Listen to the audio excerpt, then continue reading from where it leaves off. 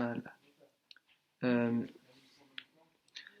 La présidente donne maintenant la possibilité aux avocats des parties civiles de répondre à la défense. L'un d'eux, maître Worms, estime que le pourvoi est caduc par Cassandre Fristo a seulement signé et pas écrit bon pour accord. Un autre estime que le pourvoi est caduc car il n'est adressé à personne et enjoint le tribunal à joindre l'incident de procédure au fond, autrement dit à faire fi des remarques de la défense et de quand même poursuivre l'audience en jugeant Madame Fristo. L'avocat se lance dans une deuxième remarque subsidiaire. Rien au dossier ne dit que Cassandre Fristo n'est à l'origine de la diffusion. Il y a donc une incertitude sur la qualification. Or, une jurisprudence de la Cour de cassation sanctionne ce genre de situation juridique par la nullité de la comparution.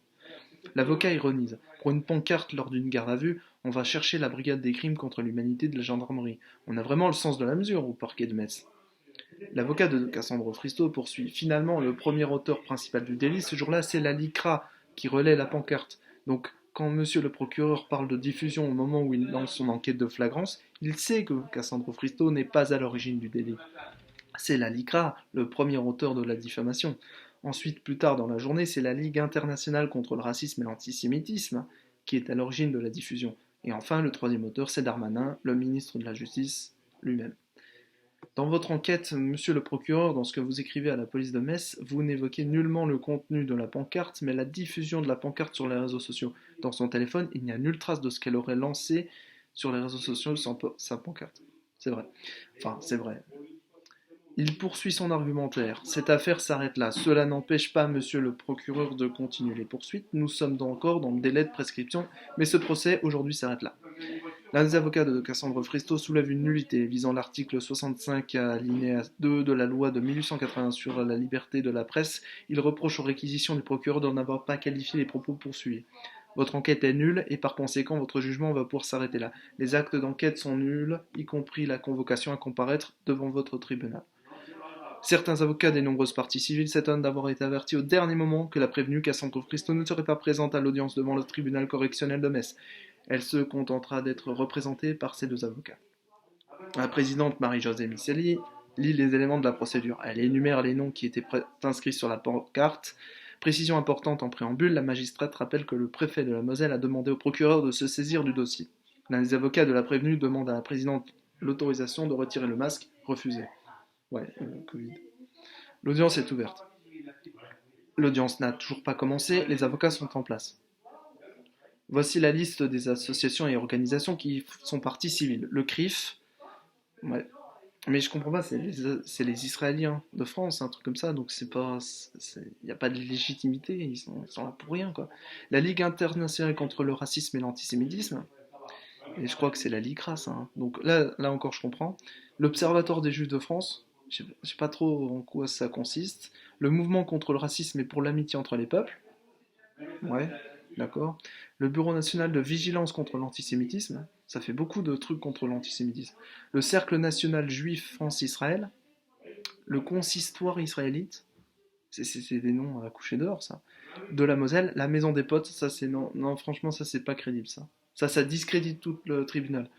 L'association Bien Brit, ouais, d'accord. France, SOS Racisme, ouais.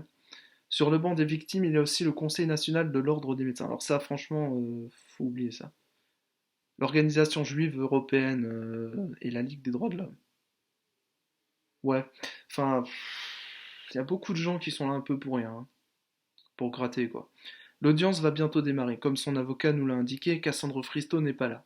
De très nombreux avocats sont présents pour représenter les associations s'étant constituées partie civile. Cassandre Fristo ne sera pas présente à l'audience, nous indique son avocat maître Polion. Polium. Je sais pas comment on prononce, je suis désolé pour les noms, j'ai pas envie d'insulter personne. Le procès se tient dans la salle de la cour d'assises. Les avocats commencent à arriver, le ministère public sera représenté par Julien Berger. L'affaire de Cassandre Fristo est la seule qui figure à l'ordre du jour de l'audience correctionnelle de ce mercredi qui doit débuter à 14h. Mais on apprend à l'instant qu'une comparution immédiate va également être examinée, sans doute avant le procès Fristo. Pourquoi le qui est-il considéré comme antisémite? C'est ça qui est intéressant. Sur la pancarte de Cassandre Fristo, deux mots, mais qui, en rouge avec les cornes d'un diable, mais aussi plusieurs noms de personnalités dont certaines appartiennent à la communauté israélite. Certaines. Pas toutes. Et voilà. Mais pourquoi ces pancartes qui se sont multipliées lors de manifestations anti-pass sanitaires sont-elles considérées comme antisémites? Voilà, c'est la question. Tout semble partir de l'interview du général à la retraite Dominique de la Warde, mi-juin sur CNews, signataire de la très critiquée Tribune des généraux dans le magazine Valeurs Actuelles. Il... Dans le magazine Valeurs Actuelles. Ah ouais, non, ouais, magazine d'extrême droite. Il s'emporte, vous savez bien qui contrôle la meute médiatique, qui contrôle le Washington Post, le New York Times, chez nous BFM TV et tous les journaux qui viennent se grouper autour. Qui sont ces gens? Relancé par Claude Posternak, c'est pas Pasternak? Bon, membre du bureau politique de LREM, oh là là, les Républicains en marche quoi, pour ceux qui connaissent pas, qui lui demande qui contrôle, Dominique Delaware répond la communauté que vous connaissez bien.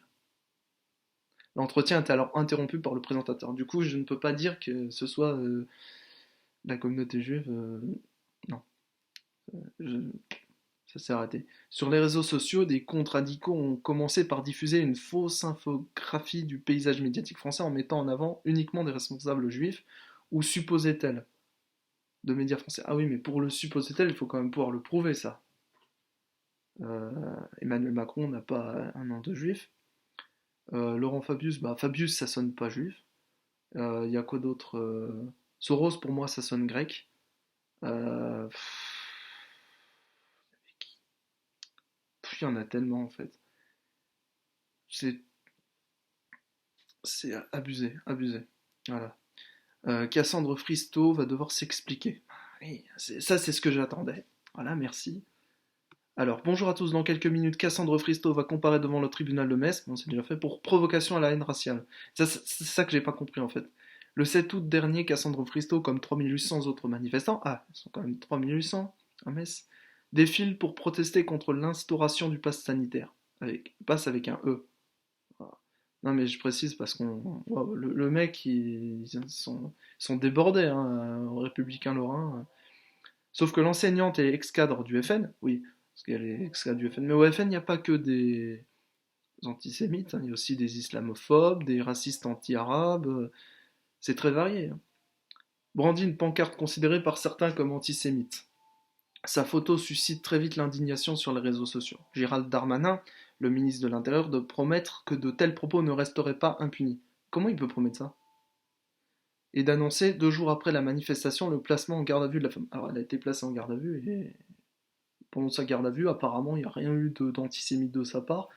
Alors je la connais pas. Cassandre Fristo, je la connais pas. J'ai étudié vite fait son cas quand même pour enquêter un peu. On peut la soupçonner d'antisémitisme. On peut pas l'accuser parce qu'on n'accuse pas sans preuve. Et c'est pareil pour tout le monde. Ensuite, non, je vois pas, il y a pas, il y a rien. Je veux dire, c'était ce que disait ma mère en fait. Je la vois pas finir en prison.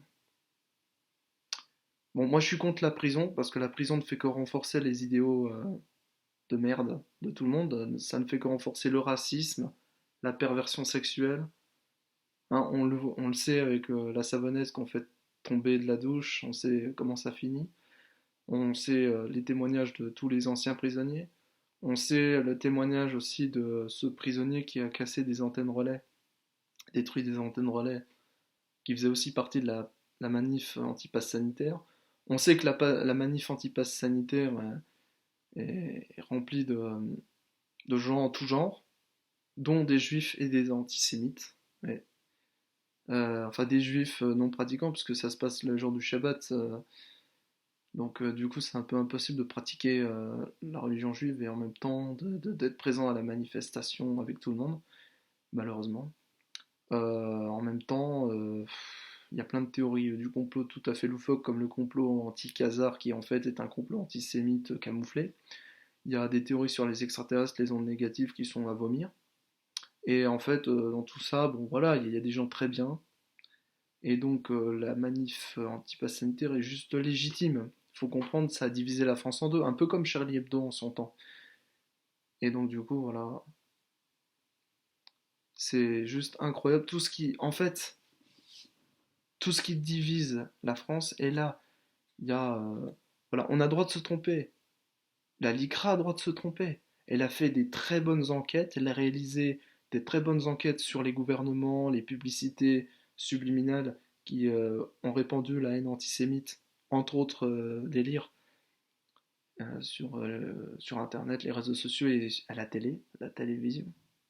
Bah oui, pendant les publicités. Et là, j'ai trouvé que c'était génial. Mais le truc, bon, après, voilà, moi aussi, je me disais, mais a-t-on quelque chose alors à retenir casier vierge, casier judiciaire vierge? Donc ça, déjà, ça me suffit à me dire, on lâche l'affaire. Et ensuite, bah, pour qu'elle soit considérée comme antisémite à proprement parler, il faut qu'elle ait des antécédents. Il faut qu'elle soit proche de milieux antisémites.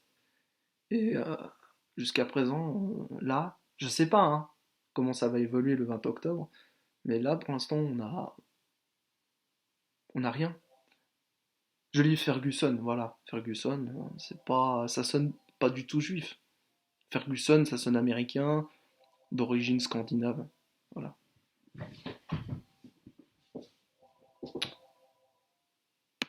C'est lourd tout ça.